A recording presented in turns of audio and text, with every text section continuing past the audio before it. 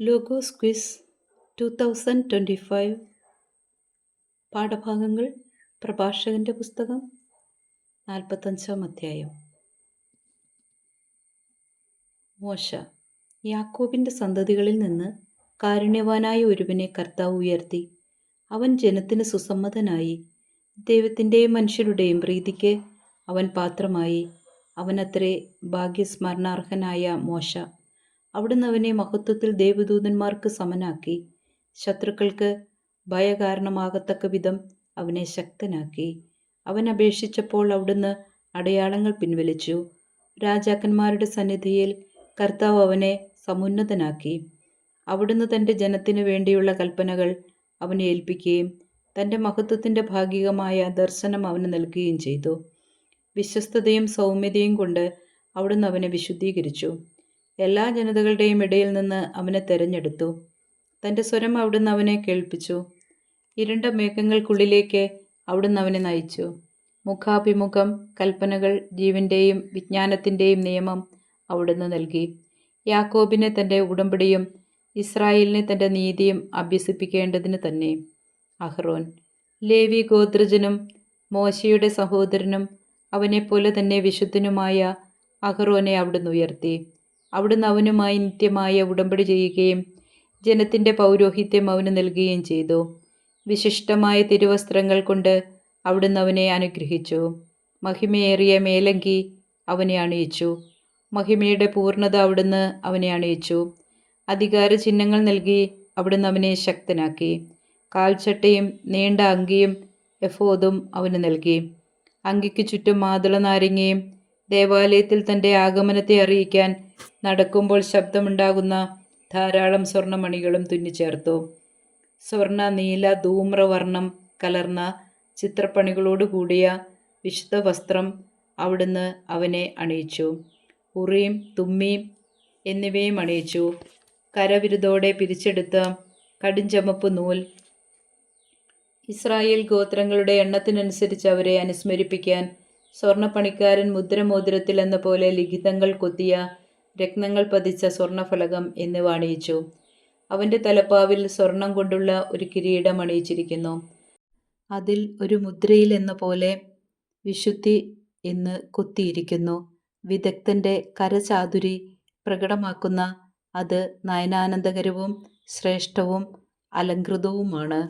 അവൻ്റെ കാലത്തിനു മുമ്പ് അത്ര മനോഹരമായ വസ്തുക്കൾ ഒരിക്കലും ഉണ്ടായിരുന്നിട്ടില്ല. അന്യരാരും അവ അണിഞ്ഞിട്ടില്ല. അവൻ്റെ മക്കളും പിൻഗാമികളും എക്കാലവും അത് ധരിച്ചു. എല്ലാ ദിവസവും 2 പ്രാവശ്യം വീതം അവൻ്റെ ഹോമബലി പരിപൂർണമായി ദഹിപ്പിക്കപ്പെടും. മോശ അവനെ വിശുദ്ധ തൈലം കൊണ്ട് നിയോഗിച്ചു. കർത്താവിന് ശുശ്രൂഷ ചെയ്യാനും പുരോഹിതധർമ്മം അനുഷ്ഠിക്കാനും അവിടുത്തെ നാമത്തിൽ തൻ്റെ ജനത്തെ ആശീർവദിക്കാനും വേണ്ടി അവനും അവൻ്റെ പിൻഗാമികൾക്കും ആകാശം പോലെ നിത്യമായ ഒരു ഉടമ്പടിയായി ആണ് അത്. ജനത്തിൻ്റെ പാപങ്ങളുടെ പരിഹാരത്തിനു വേണ്ടി കർത്താവിന് ബലിയർപ്പിക്കുന്നതിനും സ്മരണാംശമായി കുന്തുരുക്കവും സുഗന്ധദ്രവ്യങ്ങളും അർപ്പിക്കുന്നതിനും അവിടുന്ന് അവനെ മാനവകുലത്തിൽ നിന്നും തിരഞ്ഞെടുത്തു. തൻ്റെ പ്രമാണങ്ങൾ യാക്കോബിനെ പഠിപ്പിക്കുന്നതിനും തൻ്റെ നിയമങ്ങളാൽ ഇസ്രായേലിന് മാർഗനിർദ്ദേശം നൽകുന്നതിനും അവിടുന്ന് അവന് തൻ്റെ കൽപ്പനകളും നിയമങ്ങളും വിധി പ്രസ്താവിക്കാനുള്ള അധികാരവും കൊടുത്തു. ദാത്താനും അബിറാമും അവരുടെ അനുയായികളും കോറഹിൻ്റെ സംഘവും ഉൾപ്പെട്ട അന്യഗോത്രക്കാർ കോപാക്രാന്തരായി അവനെതിരെ ഗൂഢാലോചന നടത്തുകയും മരുഭൂമിയിൽ വെച്ച് അസൂയാലുക്കളാവുകയും ചെയ്തു. കർത്താവ് ഇത് കണ്ട് കോപിച്ചു. അവിടുത്തെ ക്രോധത്തിൽ അവർ നശിച്ചുപോയി. ജ്വലിക്കുന്ന അഗ്നിയാൽ അവരെ ദഹിപ്പിക്കേണ്ടതിന് അവർക്കെതിരെ അവിടുന്ന് അത്ഭുതം പ്രവർത്തിച്ചു. അവിടുന്ന് അഹ്റോൻ്റെ മഹത്വം വർദ്ധിപ്പിക്കുകയും അവന് പ്രത്യാവകാശം നൽകുകയും ചെയ്തു. അതിവിശിഷ്ടമായ ആദ്യഫലങ്ങൾ അവിടുന്ന് അനുവദിച്ചു കൊടുക്കുകയും ആദ്യഫലങ്ങൾ കൊണ്ടുള്ള അപ്പം ധാരാളമായി അവന് നൽകുകയും ചെയ്തു. കർത്താവിന് നൽകിയ ബലിവസ്തുക്കൾ അവനും അവൻ്റെ പിൻഗാമികളും ഭക്ഷിക്കുന്നു. എന്നാൽ ദേശത്ത് അവന് യാതൊരു അവകാശവും ഓഹരിയും ഉണ്ടായിരിക്കുകയില്ല. കർത്താവ് തന്നെയാണ് അവൻ്റെ ഓഹരിയും അവകാശവും. ഫിനെഹാസ്. എലയാസറിൻ്റെ പുത്രനായ ഫിനെഹാസിനാണ് മഹത്വത്തിൻ്റെ 3-ാം സ്ഥാനം. അവൻ ദൈവഭക്തിയിൽ തീഷ്ണതയുള്ളവനായിരുന്നു. ജനം വഴിതെറ്റിയപ്പോഴും അവൻ ഉറച്ചു നിന്നു. അവൻ ഹൃദയത്തിൻ്റെ കർമ്മോന്മുഖമായ നന്മ കൊണ്ട് ഇസ്രായേലിൻ്റെ പാപങ്ങൾക്ക് പരിഹാരം അനുഷ്ഠിക്കുകയും ചെയ്തു. അതിനാൽ അവൻ വിശുദ്ധ സ്ഥലത്തിൻ്റെയും തൻ്റെ ജനത്തിൻ്റെയും നേതാവായിരിക്കുന്നതിനും അവനും അവൻ്റെ സന്തതികളും പൗരോഹിത്യത്തിൻ്റെ മഹിമ എന്നേക്കും അണിയുന്നതിനും വേണ്ടി ഒരു സമാധാന ഉടമ്പടി അവനുമായി ഉറപ്പിക്കപ്പെട്ടു. യൂദാ ഗോത്രജനായ ജസ്സയുടെ പുത്രൻ ദാവീദുമായി ഒരു ഉടമ്പടി ഉറപ്പിക്കപ്പെട്ടു. രാജാവിൻ്റെ പിന്തുടർച്ചാവകാശം അവൻ്റെ സന്തതികൾക്ക് മാത്രമായിരുന്നതുപോലെ അഹ്റോൻ്റെ പിന്തുടർച്ചാവകാശം അവൻ്റെ സന്തതികൾക്കാണ്. തൻ്റെ ജനത്തെ നീതിപൂർവം വിധിക്കുന്നതിന് കർത്താവ് നിന്റെ ഹൃദയത്തെ ജ്ഞാനം കൊണ്ട് നിറയ്ക്കട്ടെ. അങ്ങനെ അവരുടെ ഐശ്വര്യം നശിക്കാതിരിക്കുകയും മഹത്വം തലമുറകൾ തോറും നിലനിൽക്കുകയും ചെയ്യട്ടെ. ചോദ്യോത്തരങ്ങൾ. പ്രഭാഷകൻ 45-ാം അധ്യായത്തിൽ എത്ര വാക്യങ്ങളാണുള്ളത്? ഉത്തരം 26. പ്രഭാഷകൻ 45-ാം അധ്യായത്തിലെ ആദ്യ ശീർഷകം ആരെപ്പറ്റി? ഉത്തരം മോശയെപ്പറ്റി. പ്രഭാഷകൻ 45-ാം അധ്യായത്തിൽ ആരെപ്പറ്റിയെല്ലാം പറയുന്നുണ്ട്? ഉത്തരം മോശ, അഹ്റോൻ, ഫിനെഹാസ്. കർത്താവ് ഉയർത്തിയവൻ ആർക്ക് സുസമ്മതനായി? ഉത്തരം ജനത്തിന്. ദൈവത്തിൻ്റെയും മനുഷ്യരുടെയും പ്രീതിക്ക് പാത്രമായത് ആര്? ഉത്തരം ഭാഗ്യസ്മരണാർഹനായ മോശ. കർത്താവ് മോശയെ മഹത്വത്തിൽ ആർക്ക് സമനാക്കി? ഉത്തരം ദേവദൂതന്മാർക്ക്. പ്രഭാഷകൻ 45:2 സമാനമായ വിശുദ്ധ ഗ്രന്ഥഭാഗമേത്? ഉത്തരം പുറപ്പാട് 7:1. മോശ അപേക്ഷിച്ചപ്പോൾ കർത്താവ് പിൻവലിച്ചത് എന്ത്? ഉത്തരം അടയാളങ്ങൾ. കർത്താവ് മോശയെ സമുന്നതമാക്കിയത് എവിടെ? ഉത്തരം രാജാക്കന്മാരുടെ സന്നിധിയിൽ. കർത്താവ് തൻ്റെ മഹത്വത്തിൻ്റെ എന്താണ് മോശയ്ക്ക് നൽകിയത്? ഉത്തരം ഭാഗികമായ ദർശനം. അവിടുന്ന് മോശയെ വിശുദ്ധീകരിച്ചതെങ്ങനെ? ഉത്തരം വിശ്വസ്തതയും സൗമ്യതയും കൊണ്ട്. കർത്താവ് മോശയെ കേൾപ്പിച്ചത് എന്ത്? ഉത്തരം കർത്താവിൻ്റെ സ്വരം. കർത്താവ് മോശയെ നയിച്ചത് എവിടേക്ക്? ഉത്തരം ഇരുണ്ട മേഘങ്ങൾക്കുള്ളിലേക്ക്. ജീവൻ്റെയും വിജ്ഞാനത്തിൻ്റെയും നിയമം നൽകിയത് എന്തിന്? ഉത്തരം യാക്കോബിന് തൻ്റെ ഉടമ്പടിയും ഇസ്രായേലിനെ തൻ്റെ നീതിയും അഭ്യസിപ്പിക്കേണ്ടതിന്. 45-ാം അധ്യായത്തിൻ്റെ 2-ാം ശീർഷകം എന്ത്? ഉത്തരം അഹ്റോൻ. ലേവി ഗോത്രജനും മോശയെപ്പോലെ വിശുദ്ധനുമായത് ആര്? ഉത്തരം അഹ്റോൻ. അഹ്റോനുമായി നിത്യമായ ഉടമ്പടി ചെയ്ത് കർത്താവ് അവന് നൽകിയത് എന്ത്? ഉത്തരം ജനത്തിൻ്റെ പൗരോഹിത്യം. കർത്താവ് അഹ്റോനെ അനുഗ്രഹിച്ചത് എങ്ങനെ? ഉത്തരം വിശുദ്ധമായ തിരുവസ്ത്രങ്ങൾ കൊണ്ട്.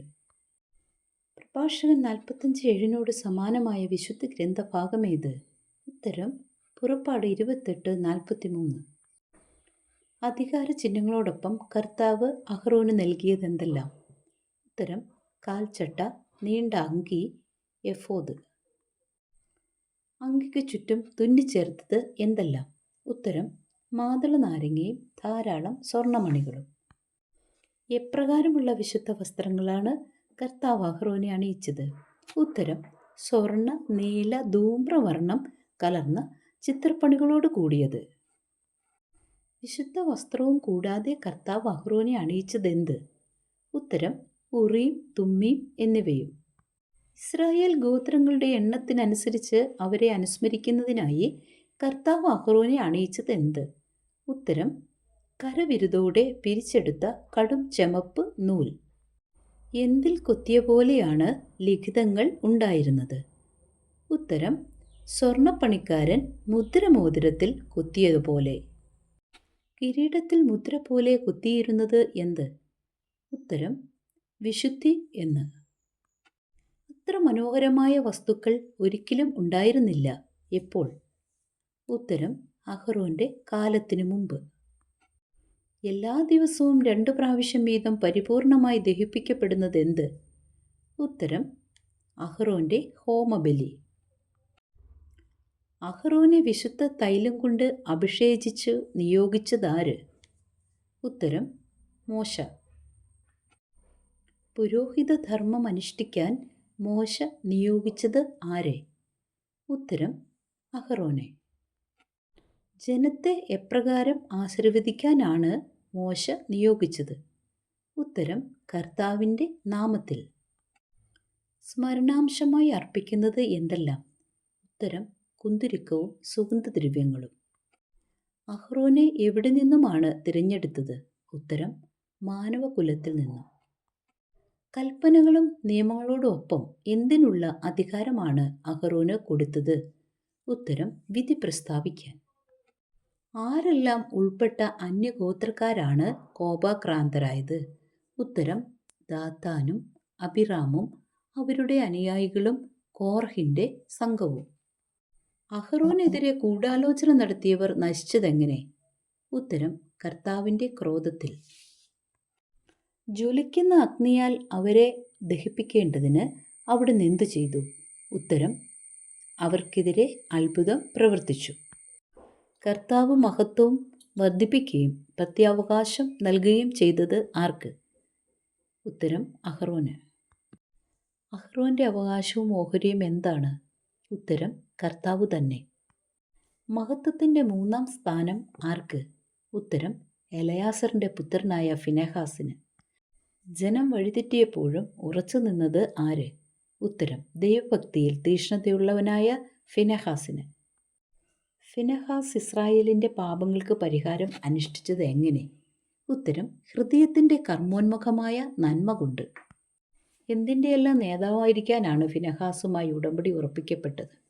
ഉത്തരം വിശുദ്ധ സ്ഥലത്തിൻ്റെയും തൻ്റെ ജനത്തിൻ്റെയും.